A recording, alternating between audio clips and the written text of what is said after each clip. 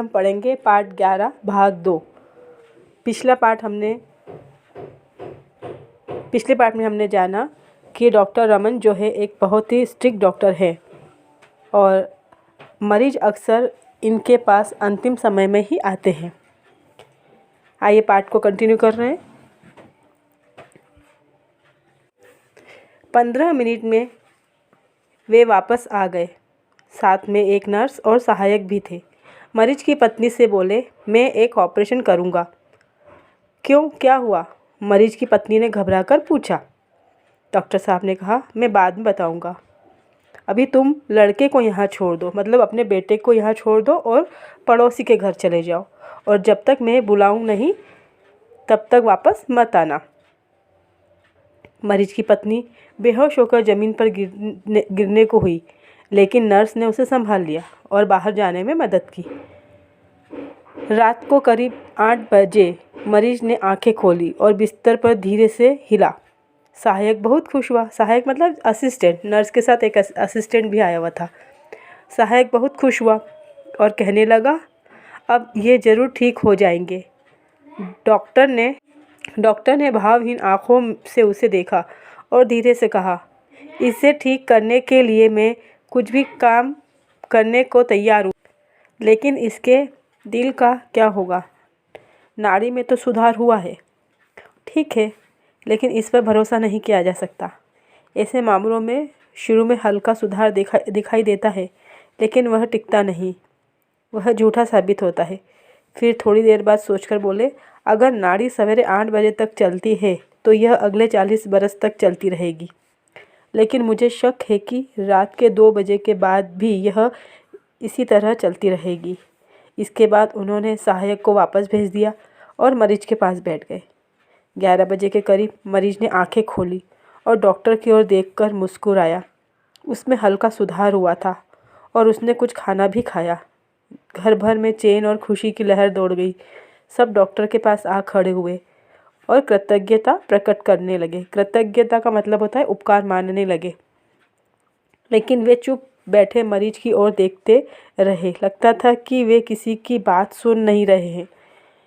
मरीज की पत्नी पूछने लगी, अब ये खतरे से बाहर है ना? बिना सिर घुमाए उन्होंने कहा, इन्हें हर 40 मिनट पर ग्लूकोज और ब्रांडी देते रहो, 2 चम्मच काफ़ी होगी। मरीज की पत्नी रसोई घर में चली गई।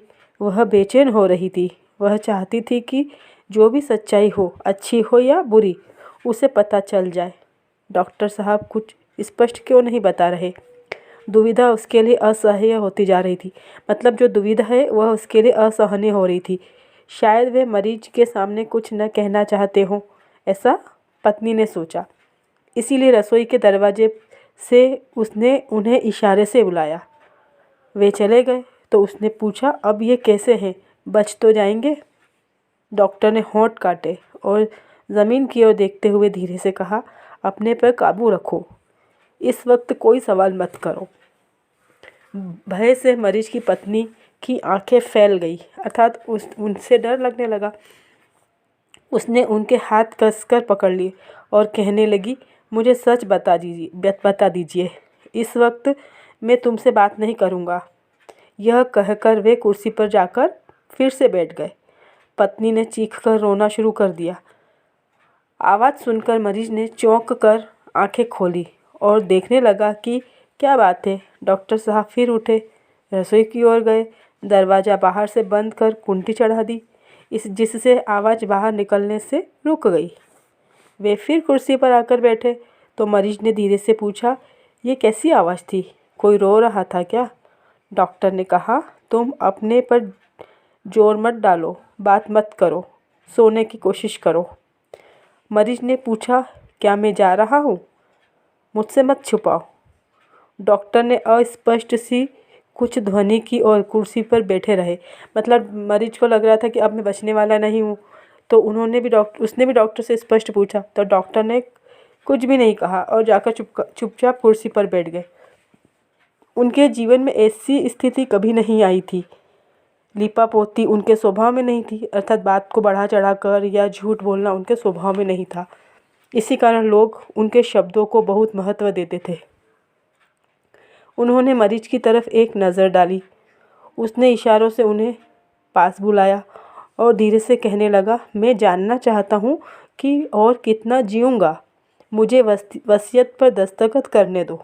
डॉक्टर बोले, इस वक्त अपने पर दबाव मत डालो, अपने दिमाग पर जोर मत दो, शांत रहने की कोशिश करो।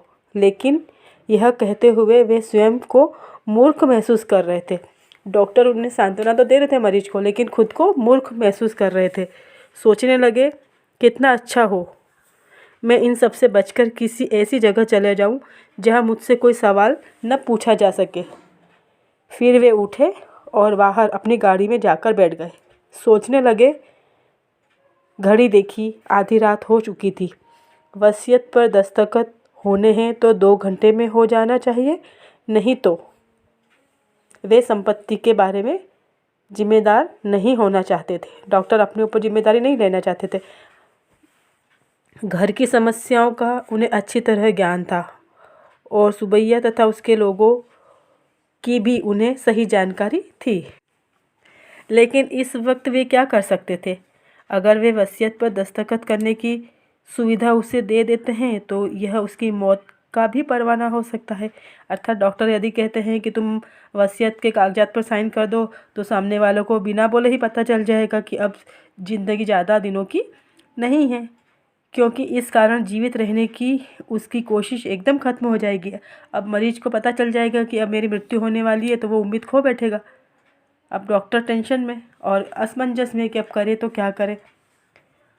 वे गाड़ी से निकले और घर की ओर चल पड़े। फिर कुर्सी पर जाकर बैठ गए। मरीज बराबर उनको देखे जा रहा था। डॉक्टर ने खुद से कहा, अगर मेरे शब्द इसे बचा सकते हैं तो इसे मरना नहीं चाहिए। वसीयत की फिर क्यों ज़रूरत है? मतलब डॉक्टर ने अब निर्णय लिया कि अब मैं कुछ ऐसा बोलूं जिसकी वजह से इसकी मरीज़ की ज़िंदगी बच जाती है, तो फिर बोलने में क्या हर्ज है। वे बोले, मतलब डॉक्टर साहब बोले, सुनो गोपाल, यह पहली दफ़ा है वे अपने मरीज के सामने नाटक करने जा रहे थे। मतलब ऐसा मन में सोचा, डॉक्टर साहब ने ऐसा सोचा कि मेरे सामने पहली बार ऐसी स्थिति है कि मुझे मरीज के सामने ही नाटक करना पड़ रहा है। तो वे यह ऐसी स्थिति उनके सामने पहली बार आई थी। झूठ बोलकर जीवन जीने की उसकी इच्छा जगाने की। मतलब डॉक्टर के सामने ये स्थिति पहली बार थी कि वह किसी मरीज के सामने झूठ बोलकर के उसकी ज़िंदगी को बचा रहे। मरीज के ऊपर झुककर वे ज़्यादा जोर देकर बोले, वसीयत की फिक्र मत करो, तुम जियोगे, तुम्हारा दिल बहुत मजबूत है। यह सुनते ही मरीज के चेहरे पर चमक आ गई। संतोष की सांस भरकर उसने कहा, तुम कह रहे हो तो यह तुम्हारे मुंह से निकली बात जरूर सच होगी। डॉक्टर ने कहा, हाँ मैं कह रहा हूँ, तुम हर क्षण ठीक हो रहे हो। अब सो जाओ, गहरी नींद में सो जाओ। मन से सब कुछ अर्थात मन से सब परेशानियां निकाल दो। मैं सवेरे तुमसे मिलूँगा। मरीज ने कृतज्ञ भाव से, मतलब डॉक्टर का उपकार मानते हुए कृतज्ञ भाव से डॉक्टर की ओर देखा और फिर आंखें बंद कर ली। डॉक्टर ने अपना बैग उठाया और धीरे से दरवाज़ा बंद करके बाहर निकल गए। घर जाते हुए रास्ते में वे अस्पताल में रुके। सहायक को बुलाया और बोले, तुम लॉली एक्सटेंशन वाले मरीज के पास चले जाओ, दवा की एक ट्यूब साथ ले जाना, अब किसी भी क्षण वह जा सकता है। उन्होंने सहायक को तो सच बता दिया कि वह किसी भी क्षण जा सकता है। कष्ट ज़्यादा हो तो यह ट्यूब दे देना, जल्दी करो, जाओ। ऐसा उन्होंने अपने असिस्टेंट को अर्थात सहायक को समझाकर भेजा। दूसरे दिन 10 बजे वह फिर वहां पहुंच गए। कार से निकलते ही मरीज के कमरे की ओर तेजी से आए। मरीज जाग रहा था। सहायक ने बताया कि नब्ज सही चल रही है। उन्होंने स्टेथोस्कोप मरीज के दिल पर रखा, जिसे डॉक्टर चेक करते हैं ना, वह कुछ देर तक सुना और उसकी पत्नी से बोले, देवी अब खुश हो जाओ, तुम्हारा पति 90 साल तक जिंदा रहेगा। अस्पताल लौटते हुए सहायक ने पूछा, सर क्या वे जीवित रहेंगे? अब मैं शर्त लगाकर कह सकता हूँ कि गोपाल 90 साल तक जिंदा रहेगा, लेकिन मेरे लिए हमेशा यह पहेली रहेगी कि वह यह हमला कैसे झेल गया। अर्थात गोपाल की तबीयत बहुत ज़्यादा बिगड़ चुकी थी, वह जिंदा नहीं रह सकता था, लेकिन डॉक्टर के शब्द जिससे उसका आत्मविश्वास बढ़ा और जिसकी वजह से वह जीने की इच्छा रखने लगा। पाठ से यह शिक्षा मिलती है कि परिस्थिति के अनुसार झूठ सच का महत्व तथा कार्य व फर्ज के प्रति हमें सजग रहना चाहिए, अर्थात जैसी स्थिति हो वैसा निर्णय लेना चाहिए। इस पाठ के शब्दार्थ आप कॉपी में स्वयं लिखेंगे और पाठ को पुनः पढ़ेंगे।